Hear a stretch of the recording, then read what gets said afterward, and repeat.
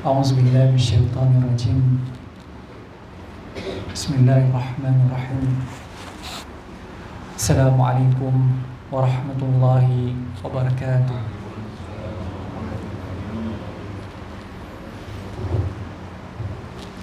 إن الحمد لله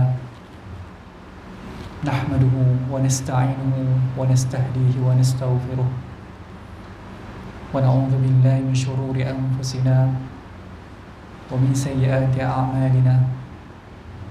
من يهده الله فلا مضل له ومن يضلل فلا هادي له. وأشهد أن لا إله إلا الله وحده لا شريك له وأشهد أن سيدنا محمدا عبده ورسوله. يا أيها الذين آمنوا اتقوا الله وقولوا قولا سديدا يصلح لكم أعمالكم ويغفر لكم ذنوبكم ومن يطع الله ورسوله فقد فاز فوزا عظيما. نعوذ بكلمات الله التامات من شر ما خلق وذرأ وبرأ ومن شر ما ينزل من السماء ومن شر ما يعرج فيها ومن شر فتن الليل والنهار ومن شر كل طارق إلا طارقا يدره بخير يا رحمن. الحمد لله الذي بنعمته تتم الصالحات. ربنا آتنا من لدنك رحمة وهيئ لنا من أمرنا رشدا. اللهم آت نفسي تقواها وزكيها وأنت خير من زكاها أنت وليها ومولاها. رب يسر ولا تعسر وتمم بخير. أما بعد، فقال الله تعالى في كتابه العزيز بعد أعوذ بالله من الشيطان الرجيم: قل بفضل الله وبذلك فليفرحوا قل بفضل الله وبرحمته فبذلك فليفرحوا. Sadaqallahul azim.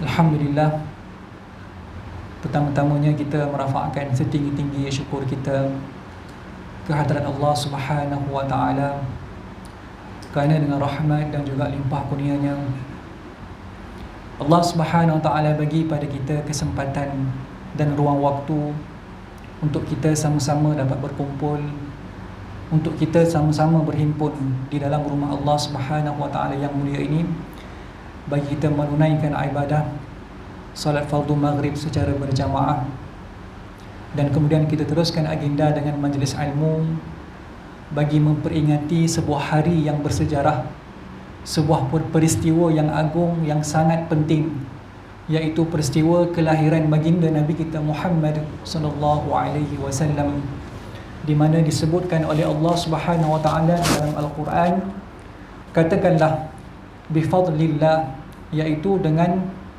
fadlun, fadilat daripada Allah. Fadlun di sini diterjemahkan, dihuraikan oleh Al-Imam As-Suyuti dalam tafsirnya yang agung, membawa maksud ilmu. Katakanlah dengan ilmu Allah, wa birahmatihi, dan juga dengan rahmat dan belas kasih sayang daripada Allah Subhanahu wa taala, fabidzalika, iaitu dengan ilmu dan rahmat ini juga membawa kepada diutuskan baginda Nabi kita Muhammad sallallahu alaihi wasallam, falyafrahu, bergembiralah kamu, kata Allah Subhanahu wa taala. Jadi tuan-tuan yang dirahmati oleh Allah Subhanahu wa taala, bergembiranya kita pada hari ini, kegembiraan kita pada malam ini daripada perkumpulan kita di dalam majlis yang sangat agung ini, ya, adalah kerana kita mengikuti arahan Allah Subhanahu wa taala. Allah menyuruh kita berkumpul untuk menzahirkan kecintaan kita. Allah suruh kita berkumpul untuk kita menyatakan kegembiraan kita kepada satu hari yang bersejarah, peristiwa yang sangat mulia, iaitu Maulidur Rasul sallallahu alaihi wasallam. Kalaupun tidak kerana arahan daripada Allah, tuan-tuan, kalaupun Allah tidak suruh kita untuk kita berkumpul untuk menyatakan kegembiraan kita kepada kelahiran baginda Nabi kita Muhammad sallallahu alaihi wasallam, adakah kita perlu kepada dalil, tuan-tuan, untuk kita nak menunjukkan kecintaan kita kepada Nabi Muhammad sallallahu alaihi wasallam? Tuan-tuan, adakah cinta perlu kepada dalil? Kan? Kalau orang tanya, kenapa kamu buat majlis Maulidur Rasul? Kenapa kamu sambut hari kelahiran Nabi kita Muhammad? Sedangkan para salafus salihin, para ulama yang terdahulu, mereka tidak pernah menyambut perayaan ini. Dari mana datang dalil kamu? Maka kita jawab bahawa kita mengadakan majlis ini adalah semata-mata untuk menunjukkan kegembiraan kita, tuan-tuan. Semata-mata untuk kita tunjukkan kecintaan kita kepada Nabi kita Muhammad sallallahu alaihi wasallam. Tuan-tuan, cinta tidak perlu kepada dalil, kan? Seperti mana kita cinta kepada anak-anak kita, kan? Kita cinta kepada isteri kita, cinta kita kepada keluarga kita. Adakah kita perlu kepada dalil? Tak, tuan-tuan. Kita tak perlu kepada dalil daripada Quran, tak perlu kepada dalil daripada hadis, tak perlu pun kepada dalil daripada akal kita. Tetapi cinta ini sesuatu yang datang daripada dalam hati kita, kan, tuan-tuan? Hati ni bila timbul rasa cinta, ia tak perlu kepada dalil. Cinta tak perlu kepada logik. Dan cinta kita tak tahu sejauh mana dalam cinta tersebut, kan? Tapi cinta adalah sesuatu yang datang dalam hati. Apabila hati timbul rasa cinta, tuan-tuan, adakah kita perlu kepada dalil? Tak. Kerana cinta adalah sesuatu yang ada semula jadi, yang tertanam sebagai fitrah dalam hati setiap manusia. Setiap orang mungkin ada kecerdikan. Ada orang yang cerdik, ada orang yang tidak cerdik. Maka orang yang cerdik, dia akan menyusun dalil-dalil secara akli, kan? Dalil secara logik, secara akal untuk kita membenarkan sesuatu, untuk kita nak susun sesuatu ilmu. Tapi cinta, tuan-tuan, orang yang cerdik ke, orang yang tak cerdik, orang yang kurang pandai, orang yang sederhana, semuanya ada perasaan cinta dalam hati. Kerana itu para ulama mengatakan bahawa berkumpulnya kita dalam majlis Maulidur Rasul atas dasar kecintaan kita kepada Rasulullah. Maka kita tidak perlu dalil. Tak perlu kepada dalil untuk kita nak nyatakan kecintaan kita. Adapun kalau kita perlu kepada dalil, maka nanti kita akan bincangkan sebentar lagi apakah dalil-dalil daripada syarak, dalil daripada hadis, ya, untuk membenarkan berkumpulnya kita, untuk membenarkan kita mengadakan ataupun menyambut perayaan Maulidur Rasul sallallahu alaihi wasallam. Jadi tuan-tuan, cinta tidak perlu kepada dalil, ya. Kerana cinta ni adalah mailul qalb. Cinta adalah satu kecenderungan hati kita, perasaan dalam hati kita yang tidak boleh kita tahu, yang tidak boleh kita tahu berapakah nilai cinta dalam hati tersebut, ya. Tiba-tiba bila kita berkumpul, kita nak nyatakan kecintaan kita kepada Nabi SAW, maka datang soalan yang macam-macam, tuan-tuan, ya. Datang pelbagai soalan yang mempertikaikan kita. Kenapa kamu buat majlis Maulidur Rasul, ya? Apa dalil kamu, ya, untuk kamu nak menyambut perayaan Maulidur Rasul, ya? Hasyalillah, tuan-tuan, jaga-jaga, ya. Takut-takut bimbang nanti, tuan-tuan, kita ini dihalang untuk mendapatkan rahmat daripada Nabi kita Muhammad SAW. Takut-takut nanti suatu masa nanti kita akan diharamkan bagi kita untuk kita nak dapatkan syafaat daripada Rasulullah SAW. Kenapa? Kerana kita menghalang seseorang untuk mengadakan majlis menyambut kelahiran baginda Nabi kita SAW. Tuan-tuan yang dirahmati oleh Allah Subhanahu Wa Taala, berkumpulnya kita pada malam ini adalah tidak lain kerana untuk kita menunjukkan kasih dan cinta kita kepada Nabi SAW yang diutuskan oleh Allah kepada sekalian alam. Rasulullah diutuskan kepada seluruh makhluk, baik makhluk di bumi maupun makhluk di langit. Dan tuan-tuan, kita bersyukur kepada Allah Subhanahu Wa Taala kerana mengutuskan baginda Nabi kita SAW, ya. Kalau tidak, tuan-tuan, kalaulah tidak kerana Nabi, kita tidak akan mendapat syafaat. Kalaulah tidak kerana Nabi, kita tidak akan sampai kepada kita agama Allah Subhanahu Wa Taala, ya. Kalau bukan kerana Nabi, kita tidak akan menganut agama Islam yang kita anut sekarang ini, tuan-tuan, ya. Dengan sebab jasa siapa, tuan-tuan, kita dapat menganut agama Allah? Dengan sebab jasa siapa, tuan-tuan, kita dapat berkumpul pada malam ini? Tidak lain, tidak bukan, tuan-tuan, kerana jasa dan keringat baginda Nabi kita SAW yang tak pernah letih dan lelah, ya, memperjuangkan agama Allah Subhanahu Wa Taala. Nabi tak pernah letih, tuan-tuan, untuk nak sampaikan Islam bukan hanya pada generasi baginda Nabi kita. Bahkan Islam itu disampaikan sehingga kepada umat yang seterusnya, kepada generasi demi generasi sehinggalah kepada hari kiamat, tuan-tuan. Nabi tak pernah berehat, tuan-tuan, ya. Nabi tak pernah lelah, tak pernah rasa letih demi untuk menyampaikan Islam kepada kita. Dan atas dasar inilah, tuan-tuan, atas syafaat yang kita terima ini, ajaran agama Allah yang kita anuti sekarang ini, kita berterima kasih kepada Nabi. Jazallahu anna sayyidina Rasulullah sallallahu alaihi wasallam. Terima kasih baginda Nabi kita Muhammad sallallahu alaihi wasallam. Kalau bukan kerana kamu baginda Nabi, mungkin kita tidak akan menganut agama Islam sekarang ini, tuan-tuan. Tidak lain agama Islam ini adalah syafaat yang disampaikan, yang diutuskan, yang disampaikan oleh baginda Nabi kita untuk kita sendiri, untuk kita nak kenal Allah. Mudah-mudahan kita selamat, ya, mudah-mudahan kita mendapat nikmat dan barakah dan kebahagiaan di akhirat kelak. Tuan-tuan, disebutkan oleh para ulama apakah makna Maulidur Rasul itu sendiri. Perkataan maulud itu berasal daripada masdar mimi yang disebut dalam bahasa Arab sebagai masdar mimi. Apa maksud masdar mimi, tuan-tuan? Masdar mimi ini membawa kepada 3 makna. Ada 3 makna, ya. Yang pertama maulid, ya, dengan makna makan allazi wulida fihi, iaitu tempat di mana terlahirnya seseorang itu, ya. Tempat dilahirkan seseorang, tempat lahir seseorang. Itu dengan makna yang pertama. Maulid juga dengan maksud hari dilahirkan seseorang, ya, tarikh dilahirkan seseorang. Itu juga dengan membawa maksud maulud. Dan yang ketiga, maulid juga dengan maksud peristiwa Maulidur Rasul itu sendiri, ya. Peristiwa kelahiran baginda Nabi kita sallallahu alaihi wasallam disebut juga dengan maulid. Maka ada 3 makna daripada perkataan maulid dalam bahasa Arab. Tuan-tuan yang dirahmati oleh Allah Subhanahu wa taala, Allah Subhanahu wa taala menurunkan surah Maryam di dalam Al-Quran adalah untuk menceritakan baginda Nabi Isa alaihi salam, alaihi salatu wassalam. Tuan-tuan, kisah Nabi Isa, kisah kelahiran Nabi Isa diceritakan oleh Allah di dalam surah Al-Maryam. Dan kisah itu bukan diceritakan secara umum, tuan-tuan.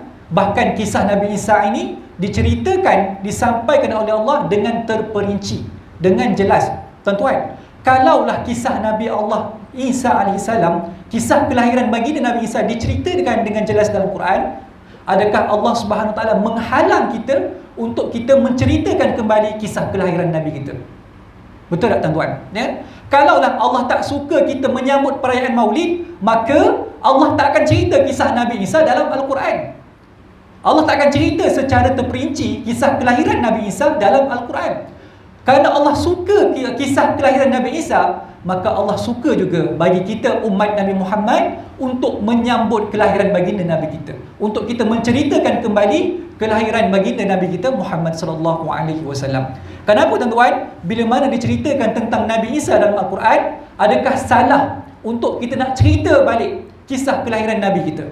Betul tak, tuan-tuan? Kerana dalam kisah kelahiran kita, kita bukan nak cerita hanya kepada prosesnya semata-mata, bukan hanya proses kelahiran semata-mata, tapi kita nak cerita juga apa yang berlaku di sebalik kelahiran Nabi kita sallallahu alaihi wasallam.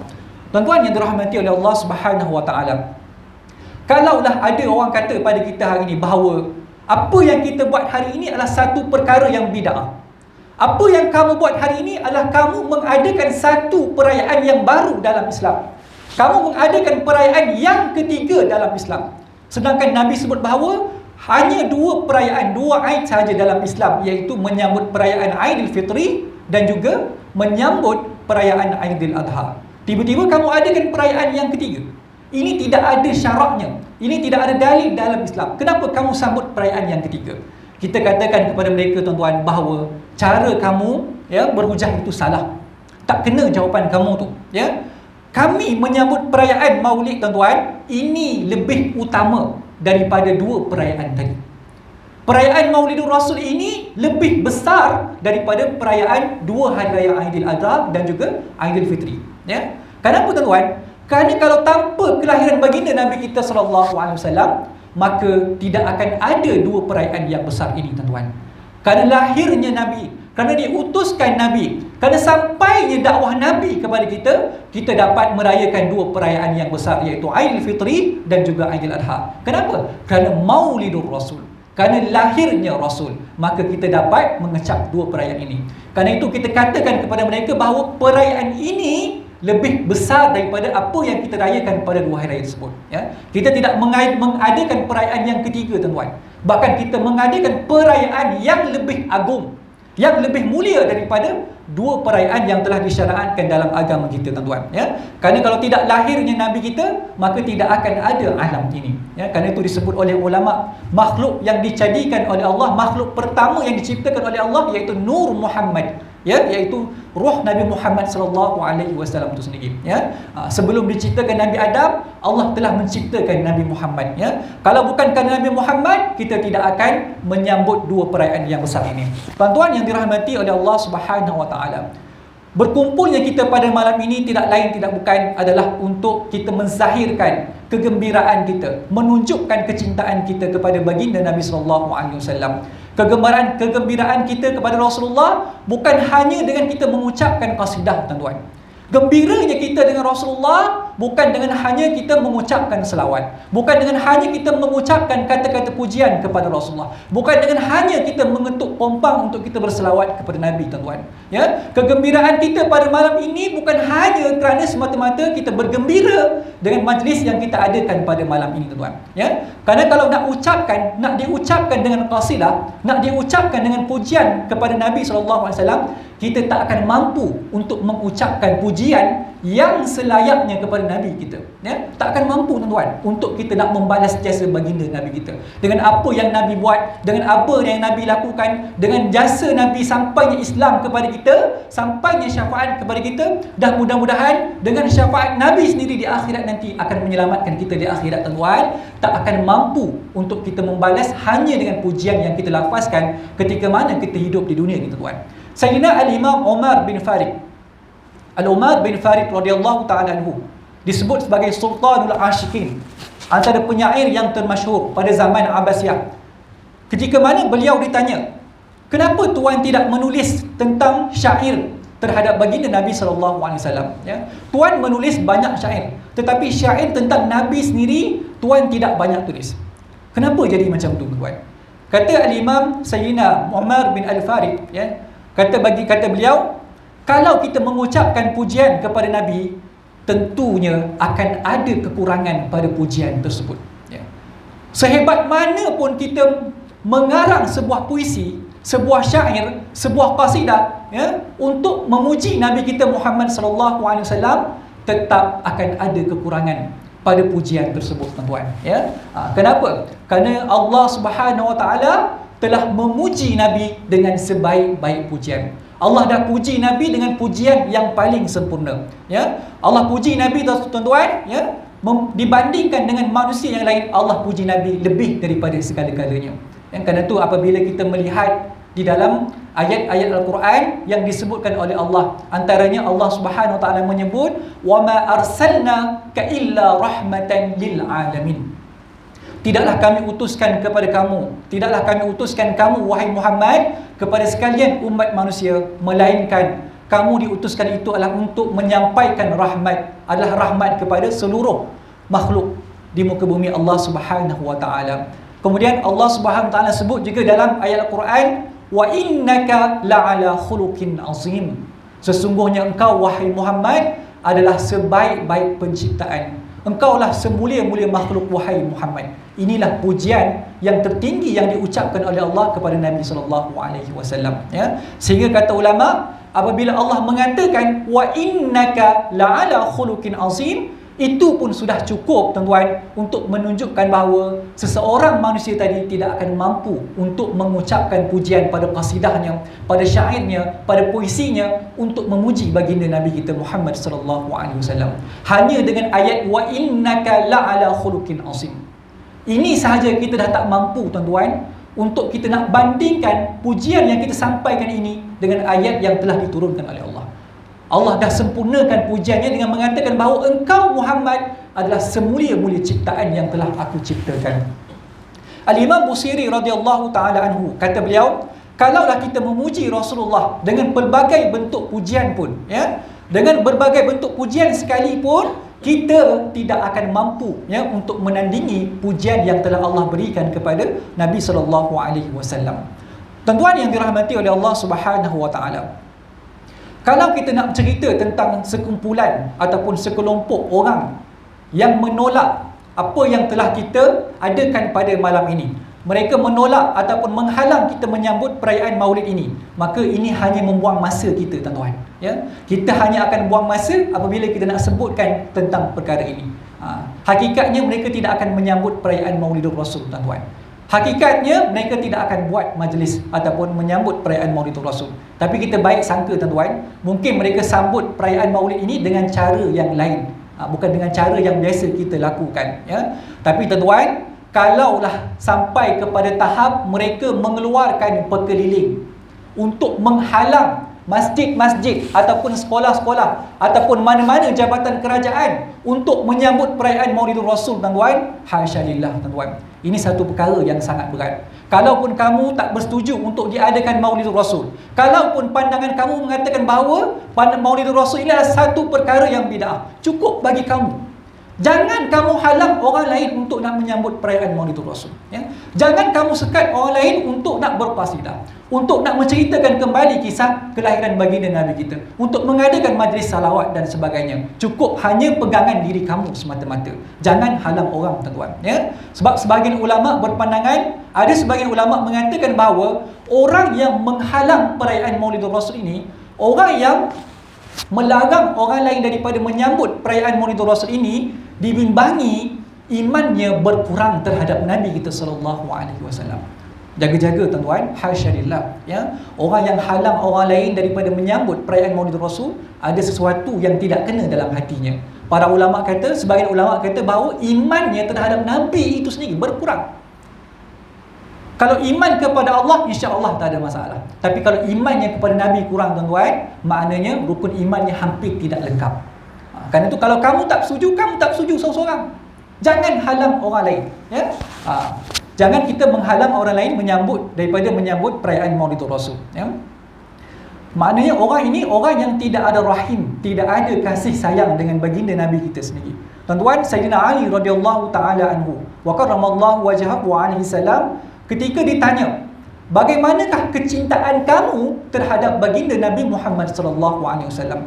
Maka jawab Sayyidina Ali karramallahu wajhahu alaihi wasallam, kata beliau, kami mengasihi Nabi sallallahu alaihi wasallam, kami mengasihi Nabi itu lebih daripada kami kasih kepada diri kami sendiri.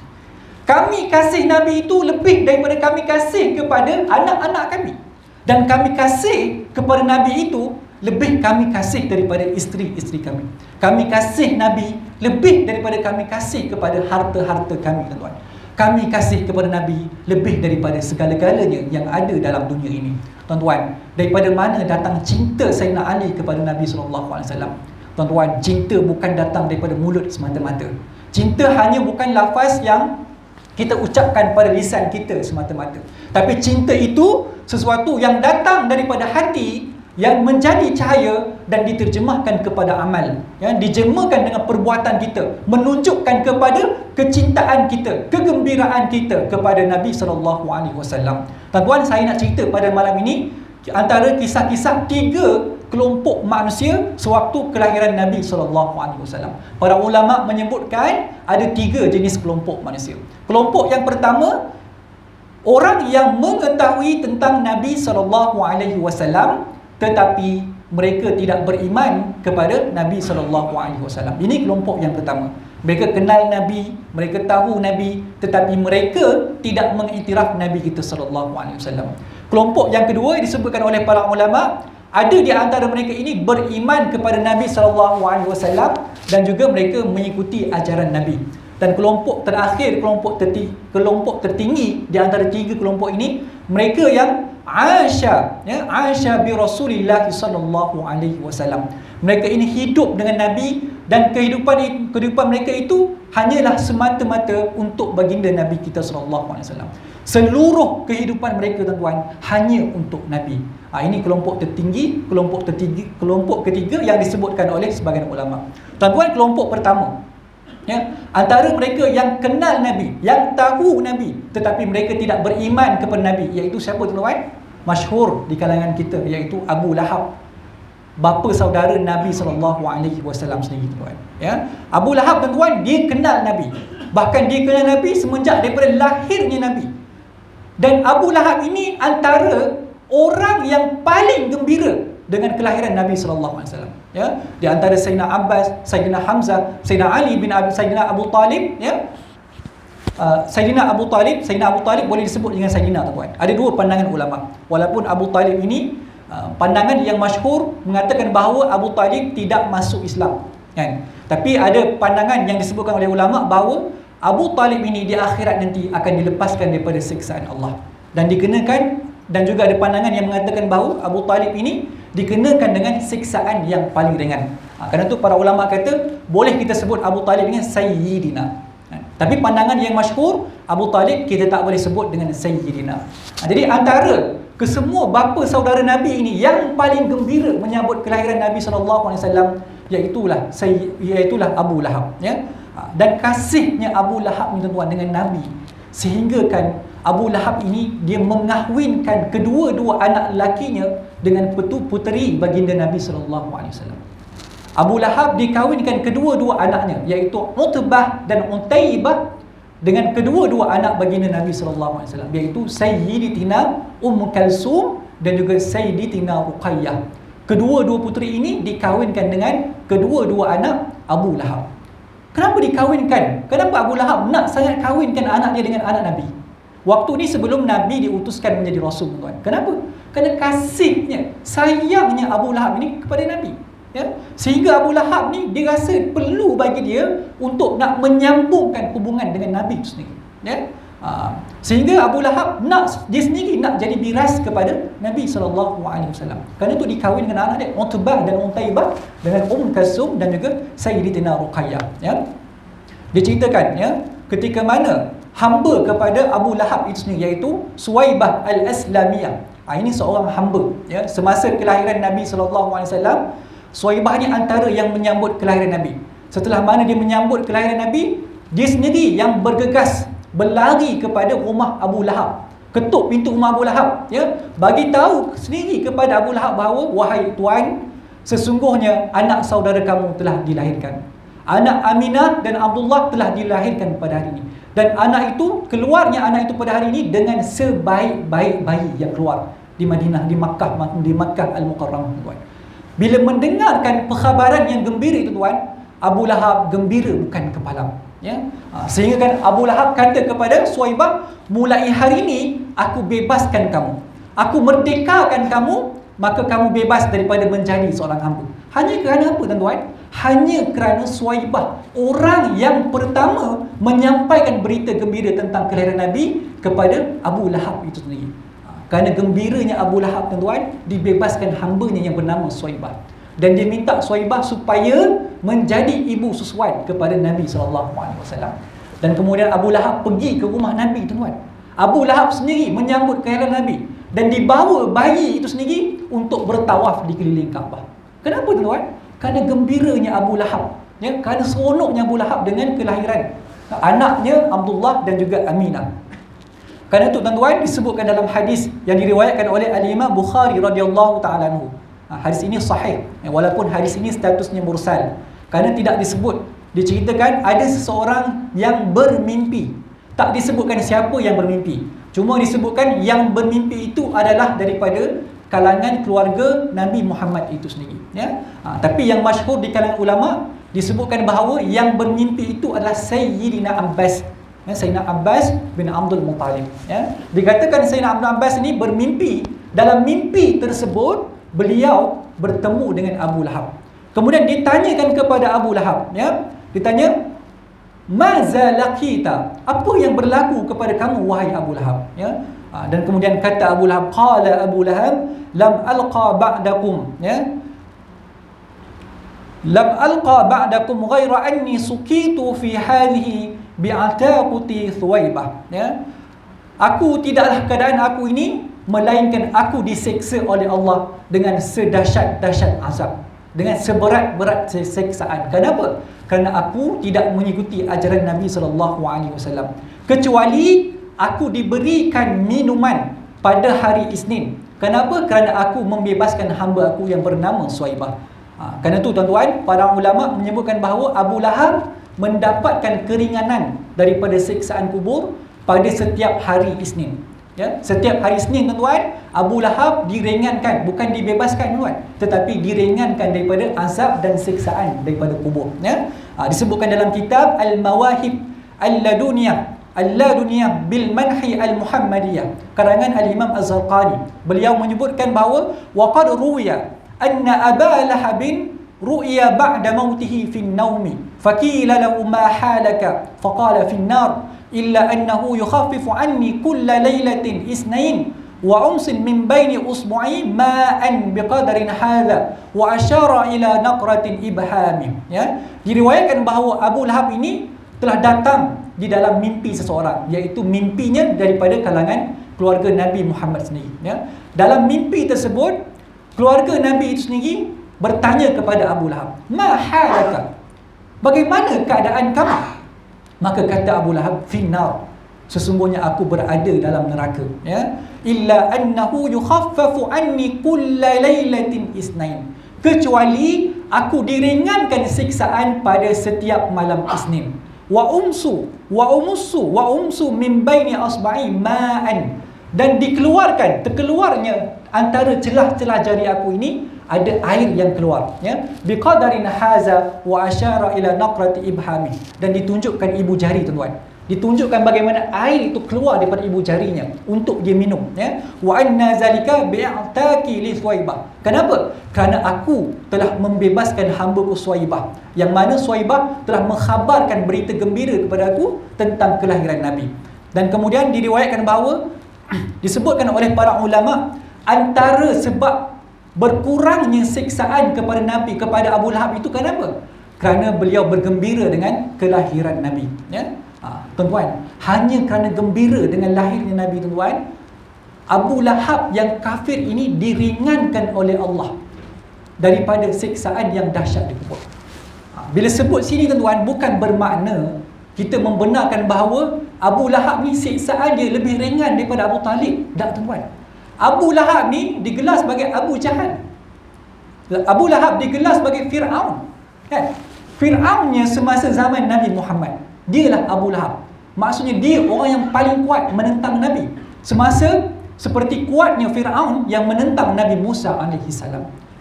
Maka dia dikenakan oleh Allah dengan siksaan yang paling dahsyat.